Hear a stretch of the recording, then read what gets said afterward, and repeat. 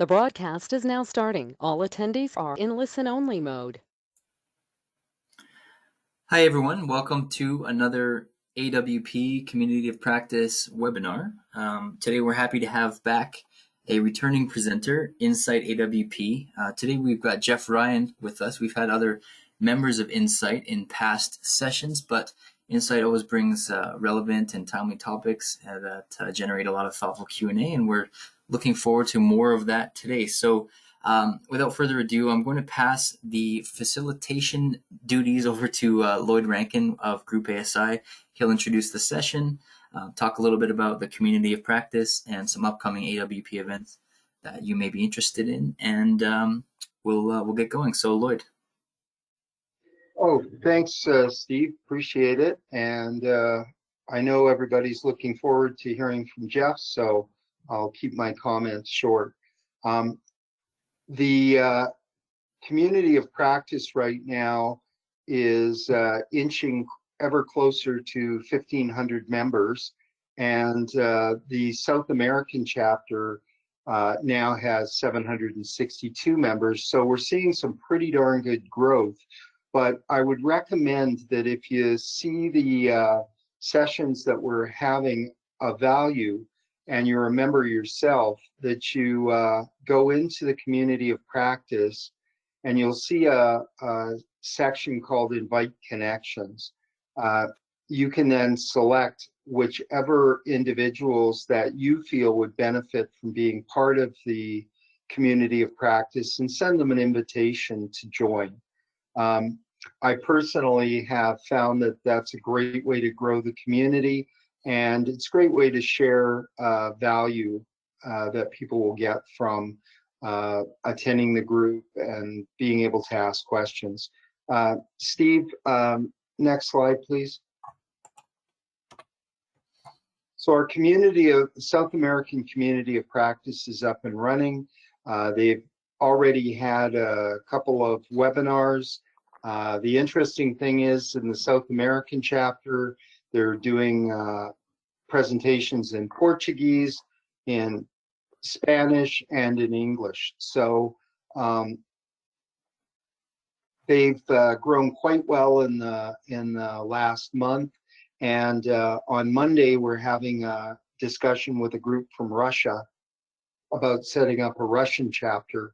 And so not only is AWP moving globally, but we're also trying to address the language challenges. Some of the meetings will be in English, some of the meetings will be in the language of the country, but we're well on our way to having a full global network set up. So keep posted. Next slide, Steve. So as you all know, we've got the Virtual Research Summit coming up on the 1st and 2nd of September. There's going to be 5 different AWP-related research teams reporting out, and the information you're going to get there is invaluable. We've never had 5 teams present on AWP all at one place, all at one time. So over 2 days, you're going to get just a wealth of information. If you're a CII member, it'll be $175. And if you're a AWP Community of Practice member, if you don't happen to be a CII member, it'll be $200. And if you don't belong to either the Community of Practice or CII, it'll be $225, which is still a great deal. And Steve? The program is listed here, and when you get the slide deck, you'll be able to see this. But there's just, like I said, a great amount of information. And take a look at those companies that were involved in this: Chevron, Dow, Eastman, Exxon, Ontario Power. You know, just great owners, great contractors, and great support services. So I strongly recommend you take the time to attend that session. We also have our virtual conference coming up in October of this year, and at that session you're going to get 7 plenaries, 3 kickoffs, 3 closed sessions, and a grand total of 25 breakout sessions. So you're going to get all the content of a normal face-to-face conference spread over 3 days, and all world-class global companies speaking. So strongly recommend you attend that one. And then in March, we're going to have our London event, which will have a physical component, but it will also be a virtual event as well. And so we'll be talking about that one more in the coming months. Thanks, Steve. So now we're going to flip it over to Geoff, and Geoff, take it away.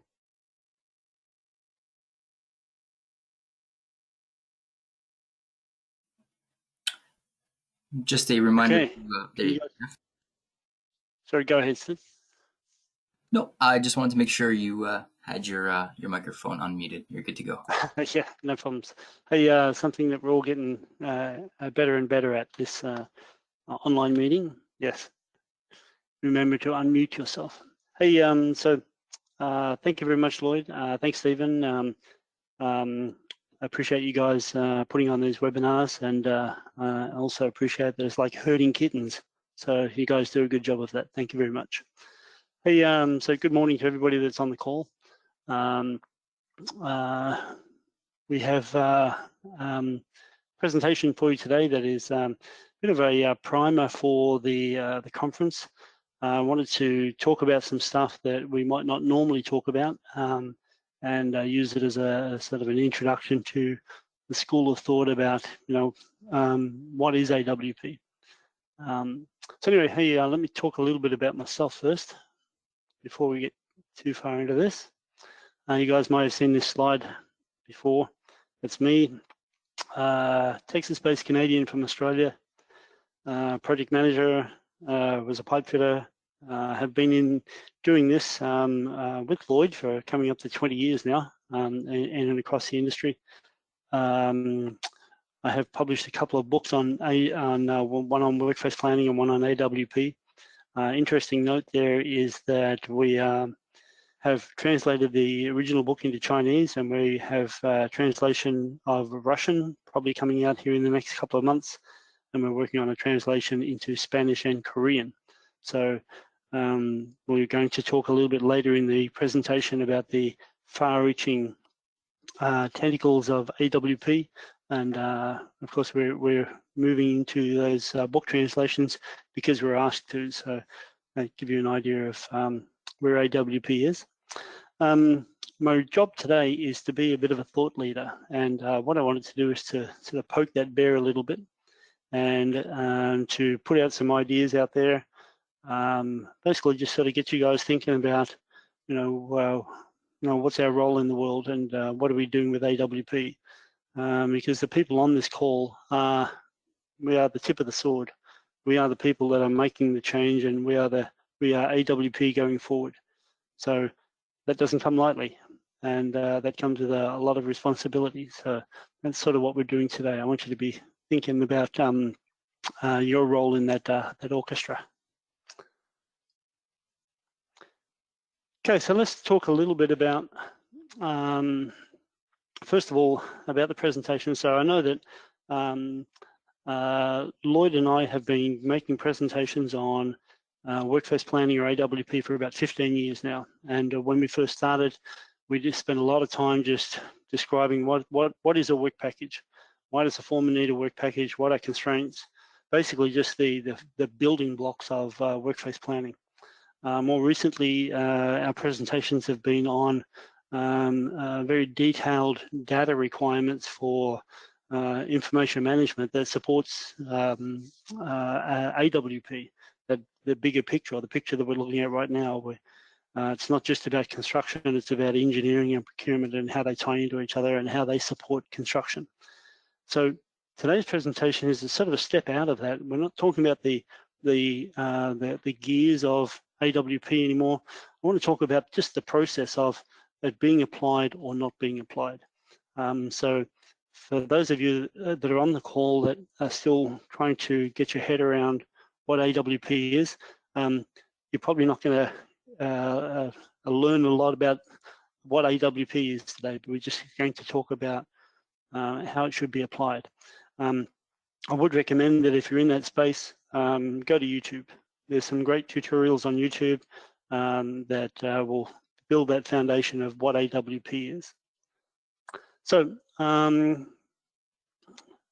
so the industry today, or the presentation today is a fairly simple theme, and one that we've seen before. It is, the basic model of self-investigation, if you like, is, where are we today?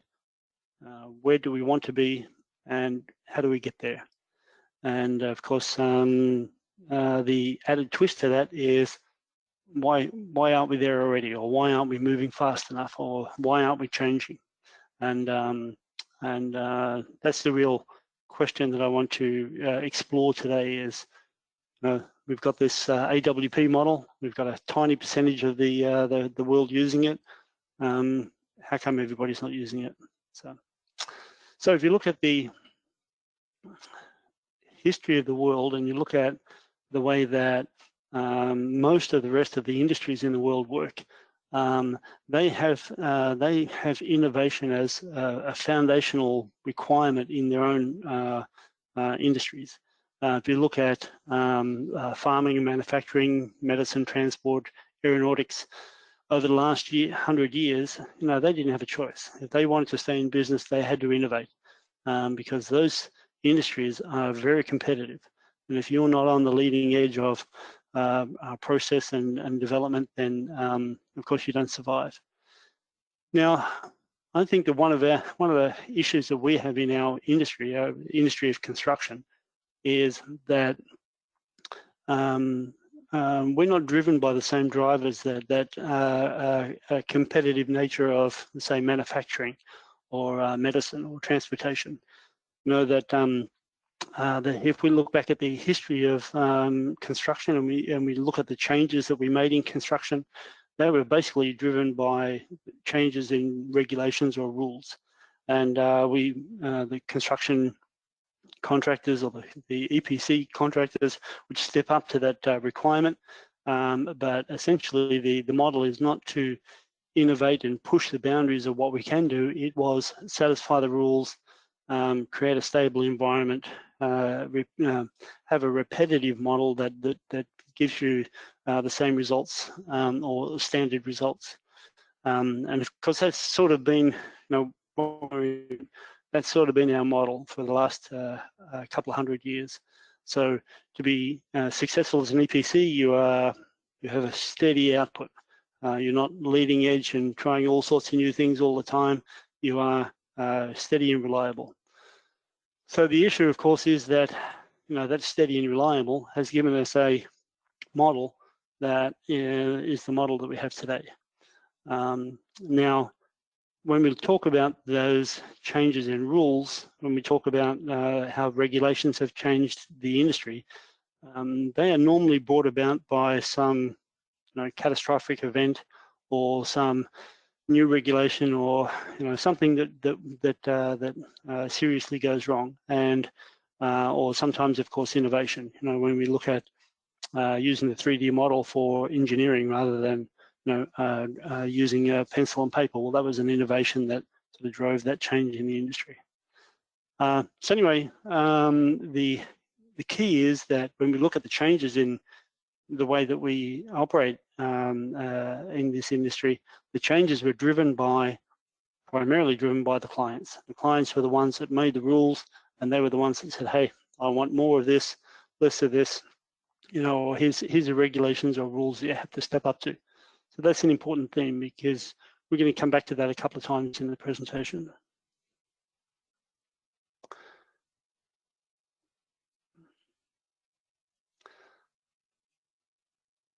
So let's talk about some of the exceptions to, first of all, there are exceptions to every rule, and I generalize when I say that EPCs basically do what they have to, and not innovate. There are lots of innovations out there, and lots of companies that are innovating and pushing the boundaries.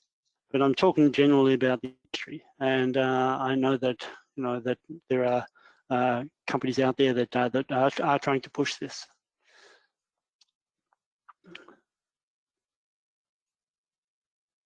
Pardon me, let me just get myself organized here. Hey, so we're looking at this is a innovation adoption curve that I had created in 2016. And I did this trying to understand the sort of steps that we might travel through in our adoption of AWP. It maps out the path of events that maybe some of the things we will see as more and more companies get on board. You can see that in 2010, we sort of started with the AWP model. Then we talked about some innovative projects. We had some brave projects that went out there and actually did it and took the chances that it was going to work, and of course reaped the rewards of that as well. And but also gave us the data that we needed to confirm that it was a positive process. Around 2017, we published an even more schedule for sales. So I guess the significance there was it sort of made that guidebook of how to do AWP available to everybody. We're talking about doing some industry benchmarking now, and of course we have tool time data coming in from all over the world of projects. We have a website up ourselves called timeontools.com, where you can go there and look at our tool time data. There's a couple of 100,000 observations over 20 years of surveys over multiple projects that show us that we are the difference between work packaging and not. So we're starting to sort of recognize that industry benchmarking process. I know we've been talking about it for a long time, but there are some benchmarks out there. We talk about cloud projects now, and we're starting to warm up to the idea that maybe the cloud is a good way to manage data. I think that that's going to be one of our steps forward here in the next little while. I popped in augmented reality there just because I think that that's a really cool software, and I think that that's going to have an influence on us, and we're going to see more and more automation and technology actually in the hands of the foreman, and that might be one of the simple ones. If you look at the chart there, you talk about a disruptive innovation. Now, pop that in there just because when we look at some of the other industries and how they changed, they had a disruptor. Something happened that just rocked the industry and basically forced change. And of course, the simple example of that is the taxi industry, where the taxi industry thought that they had a monopoly on the way that their process worked. And then overnight, somebody came up with a very simple model for with Uber, where it was good for the drivers, good for the passengers, and basically just changed that industry overnight. So that's a good example of a disruptive innovator.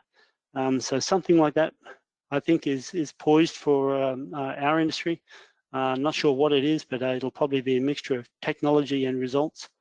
That once we see these technologies get real simple and real effective, and we get a couple of projects that just blow our productivity out of the water, and everybody starts to understand the full potential of what's on the table here, I think that that's gonna rock our world. Of course, beyond that, we've got paperless projects that we will get to. I think that financial regulation is something that we will see on our in our future, and that is that if you're not using best practices on a project, then it's going to be really hard to finance that project, and as it should be. That you think of your own investments. You invest in companies that have that use best practices, and of course that's the way the rest of the industry works as well. I think that BIM and AWP are running side by side right now, and that I think that we will see an alignment of those two sometime in the future. I think we'll see lean and agile. We've already seen elements of those in AWP. I think we'll see those come together. I think that the project management body of knowledge from PMI will start to incorporate AWP. If you look at the way that AWP is structured, and you look at PMI, they're basically the same thing, except that AWP is a bit more organised, a bit more regulated. So I think that it'll become a mainstay in the way that projects are executed. And then, of course, we have government regulation. So ultimately, governments and regulation will drive professionalism. That's already the case in the UK and Singapore, where if you're doing a project for the government, they mandate BIM. So, which really just means you need a 3D model and you need to have, your data organised into a certain function. So, but already the government see the value in that. So I think that's coming our way. I'm just talking about this to show that, that the adoption of AWP is going to have a whole bunch of different stages and steps. I don't think it's going to happen overnight. And certainly that's what this curve indicates, that we're still in the 2.5% innovators. But the question we want to ask to get up this hill or get up this slope into the early adopters and maybe even towards the majority is, what's stopping us? What's stopping us from adopting AWP? And is there anything we can do, of course, to accelerate it? So let's ask that question. Okay, so the very first question that anybody asks when we talk about change is, why change? Now, that's the very first question. If somebody suggests that you need to change, or we need to change, or we should consider change, the first question you have to answer is why. So here's some of the reasons that we might want to change. So I think it's pretty consistent that we have a common understanding that our construction methods are just inefficient. And it's just not efficient to send a foreman into the field with no material, no information, and expect them to get stuff done. We know that doesn't work, and yet we still keep doing it. So it's just inefficient. So we talk about existing project management models. They are inconsistently applied. There's lots of great processes out there that all work, but we don't do them routinely and all the time. So we've got a bit of a gap in our understanding of how important project management is. This is an important point, and that is that customers need predictable outcomes to make investments. That the sort of projects we're doing now are the ones that have an absolute positive return, where basically if you blow the budget a little bit, it's still not going to change the bottom line too much. But when we get into more marginal areas and we talk about doing or not doing projects because of what it costs and what the return is, well, we're going to need to be a lot more predictable in order to actually do those projects. So the customers need us to be predictable. Next one down is because we can. Of course, we're sort of hardwired to be innovators and hardwired to continuously improve. So we've got a model, an AWP model has been developed by the industry, and we can apply it. So yeah, there's a reason there to consider that we should be doing it. Okay, AWP is proven is the next one. We'll talk some more about that. There are dozens and dozens of case studies that show that this works. The next one down is because we consistently need to build a lot of stuff. So that's a simple way of saying that the world operates on construction. That you guys may know that in the grand scheme of the world, I think we have just passed the point where more than half the people in the world live in cities. So there's a migration of people from the rural areas of the country, their countries into the cities. So as people move from the country into the city, those people need infrastructure. We need hospitals and roads and sewers, and we need power plants, and we need gas plants, and we need they become consumers of all of those construction projects. So that's not changing. People aren't going to stay out of cities because we're not good at building stuff. So we have a pile of stuff to do and to build, and that's not going away. And it's not. If anything, it's accelerating. So there's also the opportunity of competitive advantage, of course, and that is real, and we see that happening now. We've got those innovative EPCs. They're actually getting more work than the other guys because they've decided that they wanted to embrace AWP. And of course, the last one here is because new standards come along. So that's one of the reasons that we change, is because, you know, as somebody improves or does things different, and we set the bar a little higher, then that becomes a standard then. And of course, that's one of the drivers in why we change. Okay, so next question in the change model is, well, do we have a problem? Okay, so you know, you don't need to change something where there's no problem. So let's just have a look at where our industry is. And I know that I told you guys I'm going to poke the bear a little. So there might be some things here that you don't agree with. However, this is sort of commonly understood about our industry. Know that the biggest problem is that foremen don't have consistent work to do. And this is consistently across most projects. If you go out onto any of your projects and you ask the foreman what he's doing tomorrow, he'd be stretched to tell you, because usually they've scrambled around and found work for their crews today. Tomorrow they're going to do the same thing. They're going to try to get that alignment of scaffold materials and cranes and documents, and try to get that alignment happening and keep the crews busy again. Well, you know, that has given us a tool time of 40% on the good projects. And you know, we've had lots of projects wish they were at 40%. So what that 40% means is that if our guys are working 10 hours on a project, then they spend 4 hours doing what we want them to do. And 6 hours either getting ready for it, preparing for it, or standing around waiting for it. So there's 6 hours of opportunity on the average guy's plate on all projects right across the world. And this is the good projects. So anyway, so that's an issue for us, because that's a great big opportunity that we're not tapping. Foremen still work from paper drawings, which is crazy in this age. You know, all these foremen have phones in their pockets, and the rest of the world is digital. Nobody reads a newspaper on paper anymore, and yet we're still using paper drawings. It's, you know, it's like, you know, crazy in everybody's eyes. The situation I just described with the foreman scrambling around is point number 3 here, that essentially what we do is we don't follow a plan as much as we work opportune work fronts. And opportune work fronts is, okay, what material can we get? What access to a work front can I get? What permit can I get? What documents can I get my hands on? So that is just opportune work fronts, and that is a very inefficient way to do business. Construction teams don't know that what material they have is another big issue, and if you want to prove that to yourself, go and ask your material guy what they've got, and the answer will usually be, well, tell me what you want and I'll tell you if I can find it. And of course, you know, that by itself is crazy. Can you imagine going into Walmart and getting the same response? They know exactly what they've got, how many they've got, and all it takes is, you know, simple software and barcoding.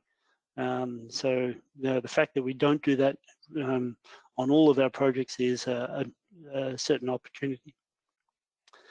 So construction productivity is measured against ambiguous targets. I like to think that that's not done on purpose, but maybe it is.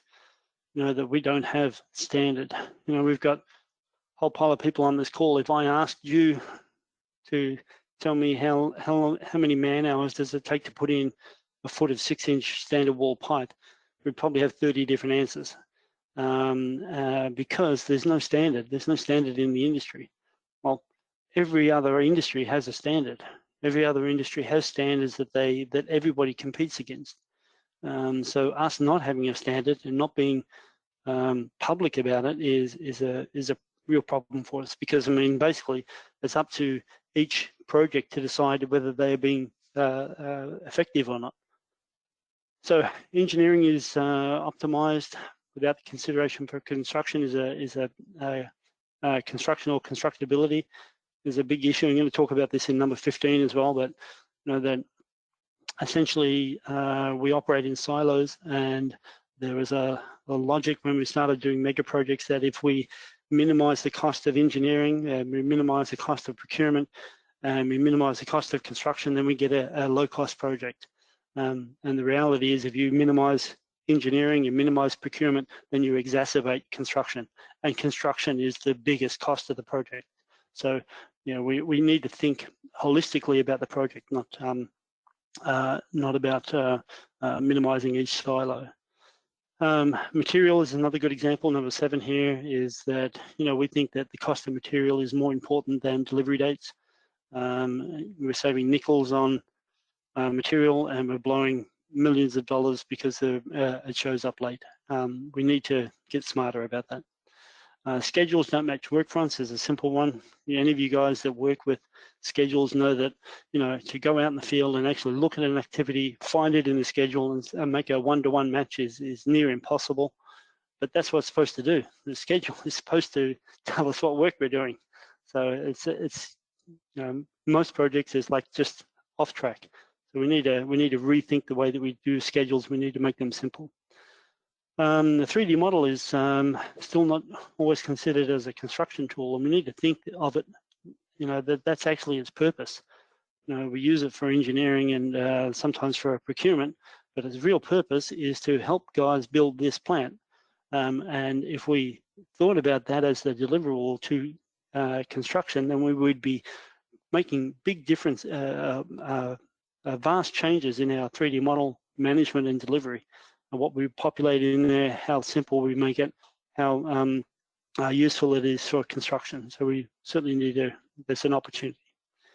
We talked about inconsistent field progress and performance data when we talked about productivity earlier. It's a big issue for us because it's a moving target, and it's very difficult for anybody to say that they did well on a project or not because they did well against their own targets. Well, no. How does that compare to everybody else's targets?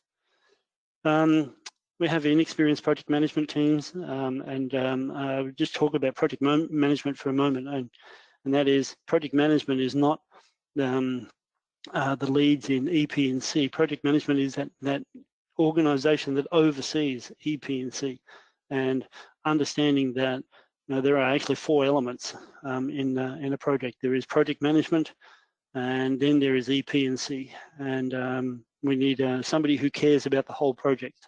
So that I talk about inexperienced project management teams and the application of project management.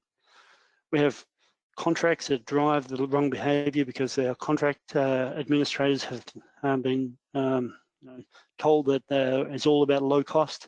Well, low cost is high cost. We know that to be proven over and over again, and we need contracts that drive the right behaviour, and there's a great big opportunity there. We're still getting paper reports. I talked about paper earlier. That shouldn't be the case. Nobody on this call gets paper data anymore except at work. Any of the data you want, you pick up your phone, you search it, and you find it digitally. Well, construction can do the same, and we've done the same. We've achieved that on projects, but we need to do it consistently. We talk about, of course, the foundation of that is to have consistent data standards and management, which is really important.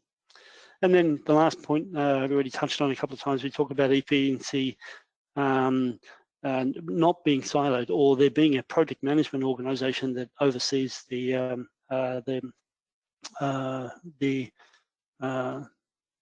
alignment between them, somebody to make them play nice with each other. So there's some of the things about what's wrong. I'm sure we could spend a lot of time on that list, but certainly there is lots of places in construction or in the construction industry where we can improve. So now let's look at this this model of AWP. You guys may be familiar with the surfboard diagram. Now this is just to show you that this is just representing advanced work packaging, really, that there is a process out there that is advanced work packaging is very defined. There's lots of data about it. There's lots of ways to find out about it. But one of the questions, of course, is, okay, if it's out there and people know about it, why aren't they using it? Okay, so let's just go there for a moment. Let's see what maybe is part of that answer. So let's have a look at what could be the answer? If we said, hey, what's stopping, you know, I'm going to make an estimate and say less than 10% of our industry is applying AWP, and it's probably less than that. But let's say less than 10%. So let's look at the other 90% and say, okay, so why is that 90% not using AWP? Okay, so here's maybe some of their answers. And there is a committee at the virtual summit who's going to report out on this. So they're going to have data that actually says that this is the case or this isn't. But anyway, here's some of the answers that we may hear. You know, maybe they've never heard of AWP.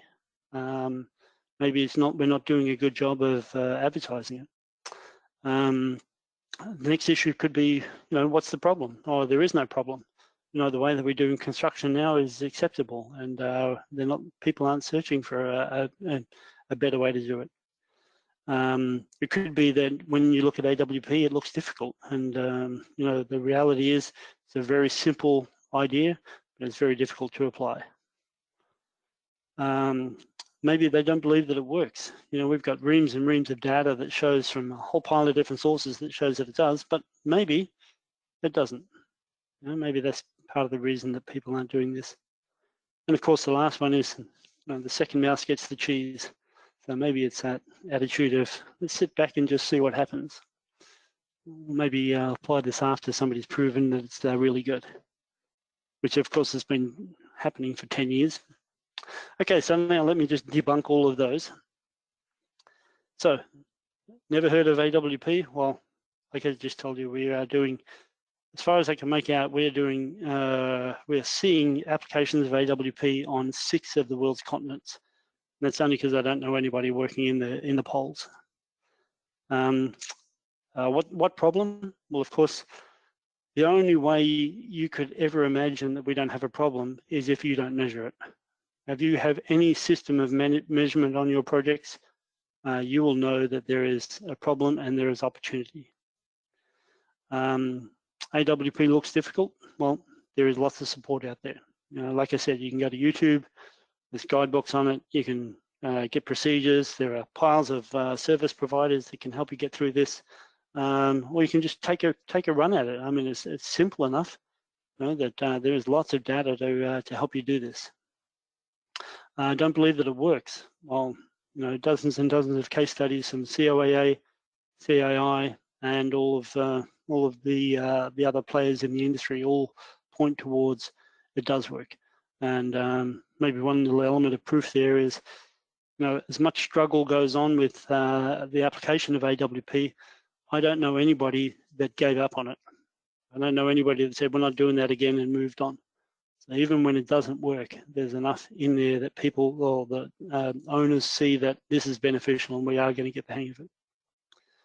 And the second mouse gets the cheese theory. Well, you know, it's up to you to decide how many more train wrecks you have on projects before we start to do it right. So there is maybe an argument for what's stopping us, but of course we're still in the position where, you know, whatever that number is, there's 90% of the industry not using it. So as much as I debunk these statements, somebody thinks that there is a problem there, or there is an issue with making this work. So I guess we need to really understand that, and maybe understand how we should improve upon that. Okay, so let's have another look at what happens if we don't improve. So what if we do nothing? You know, what if we just let what we're doing now, little improvements, and just try to make a good go of what we've got now? What do you think might happen there?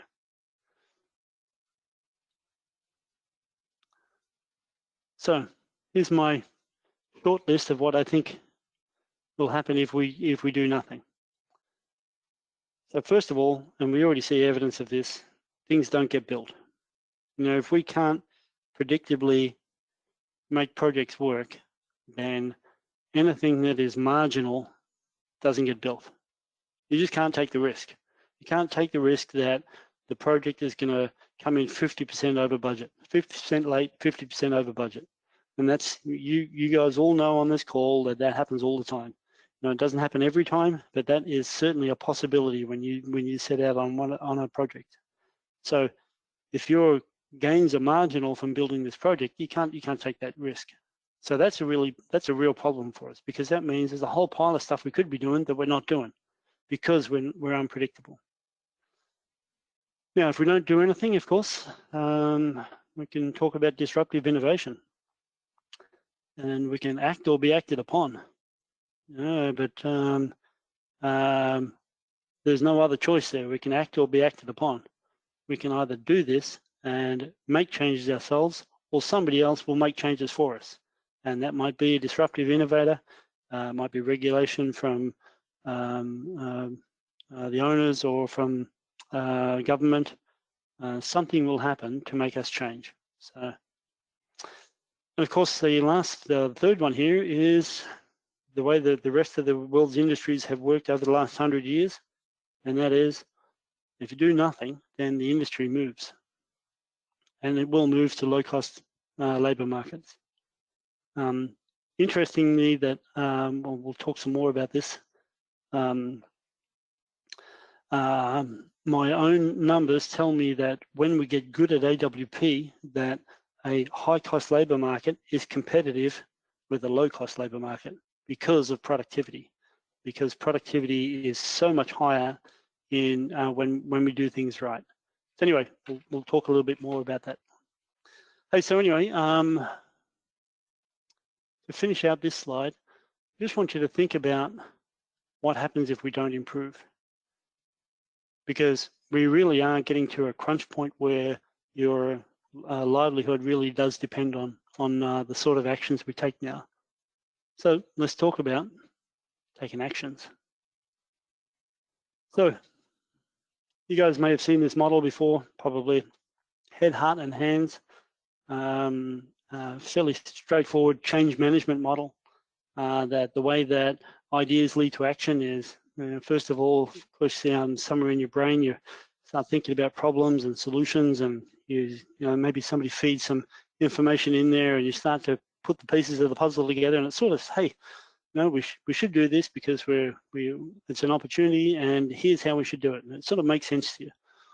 Well, the next step is in the change model is to move that to passion. So that's normally another driver outside of the make sense thing.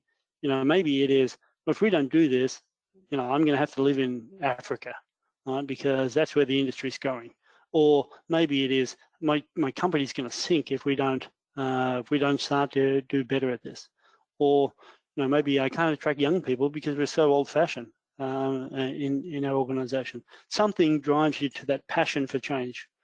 So, and of course, the last thing and the most important thing is, on Monday morning, you have to do something. You have to actually do something. You have to make a phone call. You have to start talking to other people in the organization. You have to actually take action. And the only other piece of this puzzle that I want to quickly talk about is, one person can't do this. And if you're going to do this inside an organization, it takes a quorum of people, and you need as many friends as you can find. Because if you start to bring change to an organization, make sure you got lots of friends before you start, because you won't be making friends from that point forward. So, in summary, let's talk about the gist of the presentation, and about what the original question, and then maybe the way that we might have addressed that. So the original question was, why are the owners who are not using AWP not using it? Is there something flawed with the program? Is it hard to get to? Do they not know about it? Do they not think it's a problem? Is it too difficult? All of those questions. Okay, so hopefully we've touched on some of those answers, but ultimately the question lies with you guys that are listening. You know, if your organization is not doing this, well, you know, which one of those is it that's stopping us from doing that? Because the industry has really good answers for all of those statements. And if we're not promoting that well enough, or not making that data available, or if there's an obvious roadblock out there, then as an industry, we need to be working on that roadblock, because this is a good system and it works. Let me just talk a little bit about that. So we certainly do need change. AWP has been created by the industry and is being perfected by the industry. We're getting smarter and smarter at it all the time. We're learning lots. We know that it works. We've done lots of these. We know that it has a significant impact on obviously cost and schedule, but also safety and quality is just a delight on these projects because it's organized. Other statement here, and one of the learnings is that change is driven by owners, and they need to drive the change and they need to pay for it. Because if not paying for it is an issue, then you're going to lose. We're going to lose this opportunity, because ultimately the owners get a lot of benefit out of this, and the right way to make this change happen is to finance it. And beyond that, I still believe that the future looks quite bright, and we're probably going to need shades. Okay, so to wrap this up, we're just about at the end, last slide now. I just want to spend 2 minutes and say the virtual summit's coming up. It's an unbelievable event. You know, the CI is recognized around the world as being the standard for how we execute projects and how we investigate problems and how we develop collaborative solutions. Fantastic organization. They have developed and committed resources to 5 committees, 5 different committees to work on just AWP. So that by itself tells you something. That tells you the sort of respect that CI have given AWP. And at this conference, at this virtual summit, we're going to hear those 5 committees report out on this. And that is a very significant event. So anyway, September 1st and 2nd, of particular interest to me, and for all of you guys after watching this presentation, is RT365, which is reporting out on promoting the use of AWP. So essentially looking at the same question that we just looked at. You know, why aren't organizations applying AWP? What is the roadblock that we need to get focused on? Steve, Lloyd, are you still there? You guys still awake? Yes, sir. Here we are. Very good. Yeah, we're on mute. We were listening to every word. Very good. So we've got some questions that have come up. Steve, you want to feed those to Geoff? Sure. Yeah. Thanks a lot, Geoff, for the great presentation. A few questions have been rolling in. I encourage everyone online, if you have questions, please use the questions panel in your attendee tools. You should find it there in the go-to tools. You can send a chat message as well, but we recommend using the questions feature. First question and comment from Luigi and Selmy from Technomont. Geoff, thanks for the insight on AWP and future vision. How does the supply chain kick in, and how shall we consider the approach on a very just-in-time supply and ready-to project handover? Hopefully that's clear. If you want me to try to restate that, let me know. Yep. Thank you, Luigi, and thanks, Stephen. And I think you and I, Luigi, have had this conversation in private before, but yes, great question. And, you know, I don't have a great answer for it. I know that supply chain is one of our frontiers. We do need a little bit of a different way to think about the supply chain. And one of the points I made here was, you know, that sequence is more important than cost. And, you know, that's not always the case when we're talking about supply chain. But also consistency of data and the idea that when we are buying components, the data around that component is as important as getting the component.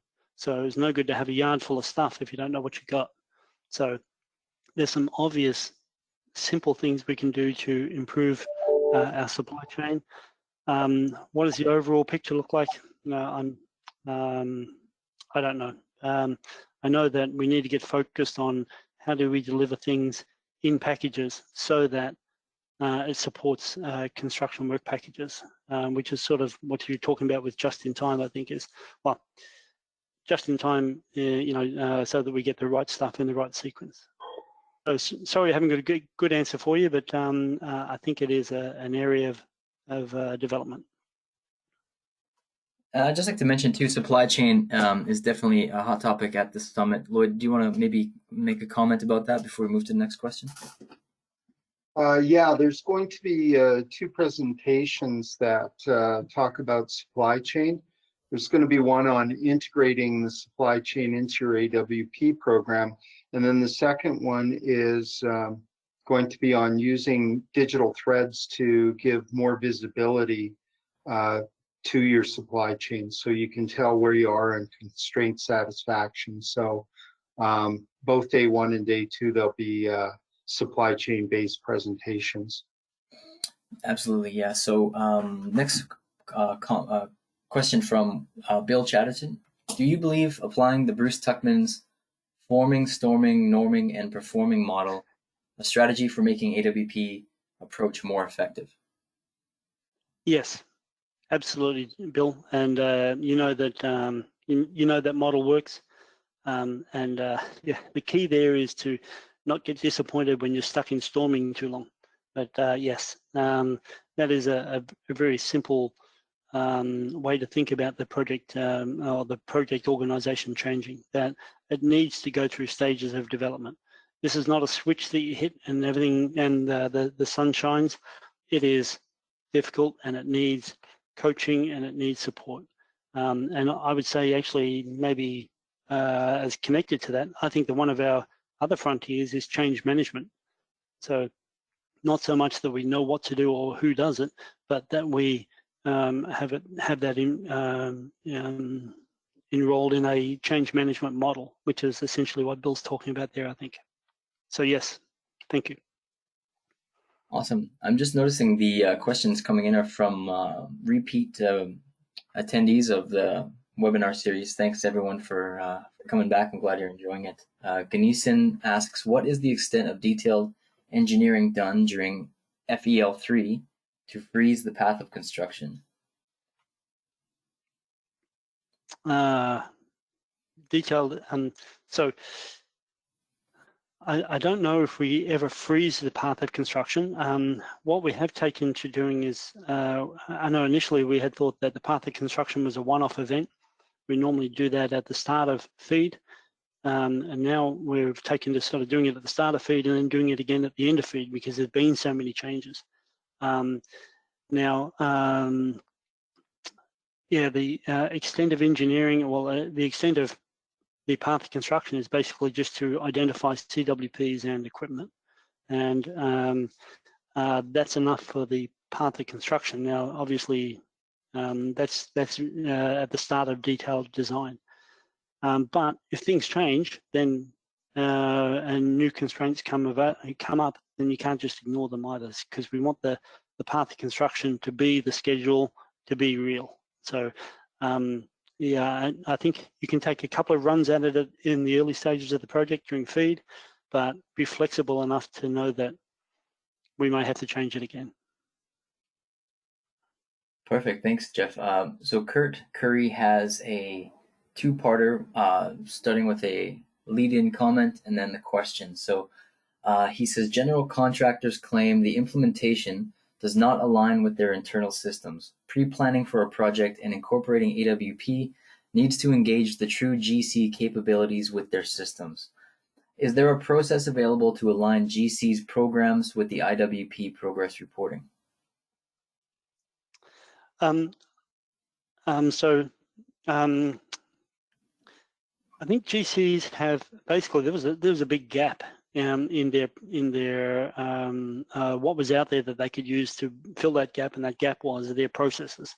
So they have most general contractors have homegrown systems that have rather than being developed by design, they have evolved to fill all of those holes that they found in a process. So without being too rude to the GCs, I think they need to move on. I don't think that their homegrown systems, well, you could argue that their homegrown systems have brought them to where they are. And if we want to make a step change to somewhere else, then we're not going to do that with homegrown systems. they need a process that is based on AWP. And of course, when they grew their homegrown systems, they sort of had some of the elements of AWP in there, but they didn't have the overall strategy of packages, progressive elaboration, schedules that match activities, which match work packages. So thanks for the question, Kurt. Really good question. But I don't think we can tweak the model we've got and get to where we need to get to. I think we need to rethink the way that the GCs plan and execute work. Okay, so we're just about out of time. That was actually the last question so far. We do have a comment from Mark from iConstruct. Mark is actually a past, not just attendee of the series, but a presenter. So thanks to Mark for joining us. He just wanted to say that he always appreciates Geoff Ryan's presentations, concise and to the point. So there you go, Geoff. I'll pass Thank you, Mark. I'll pass it back to Lloyd here to close us off for the day. Yeah, I just want to thank Geoff for another thought-provoking presentation.